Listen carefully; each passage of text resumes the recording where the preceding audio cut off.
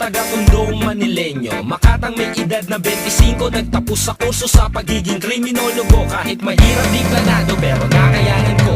Istambay din ako, Yossi Alak at Tagay. Kwentuhan na maingay sa tapat ng aming bahay. Puro utos tong sinanay. Sermon naman kay tatay sa araw-araw na buhay. Dyan nila ako sinanay.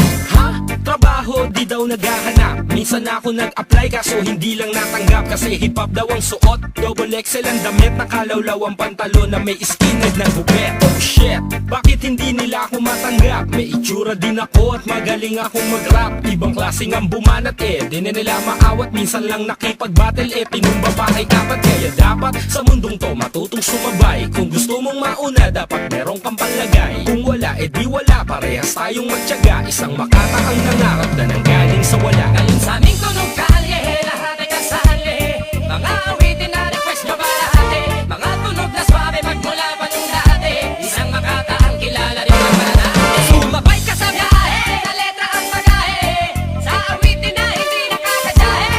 Ito ang boses at tunog ng kalye. Kahit gano'ng karami pwede ditong sumali. Sa lumang eskwela na may tunog na kwela na eksakto sa panlasa. Tanggap pa rin ng masa, isa ko sa umaasa na meron pang pag-asang makilala na sa aking kamay ninyo ay maipasa ang pyesa ng awit na aking sinupresa. Paborito ng mga gangsta habang may hawak na serbesa, na walang sawang patugtugin sa bawat iskinita. Na pakinggan ang awitin ng Makatang di kumita pero kilala, respetado sa iba't ibang lugar. Mas marami ang kaibigan kaysa sa mga asa na nakisabay sa isang biyahe at nagsiangkas. Ang pagalingan ba talaga sa industriya o palakasan? Ayokong paniwalaan at ayokong mamuna. Gusto ko sanang magkomento, baka magalit lang sila. Sasabay na lang sa flow at timpla ng panahon. Baka kausap ko kahapon, maging kaaway ko ngayon. Ngayon sa aming tunog kalye, lahat ay kasali.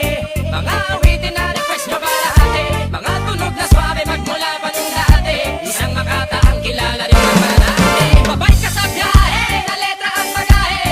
Sa awitin na hindi nakakadyahe.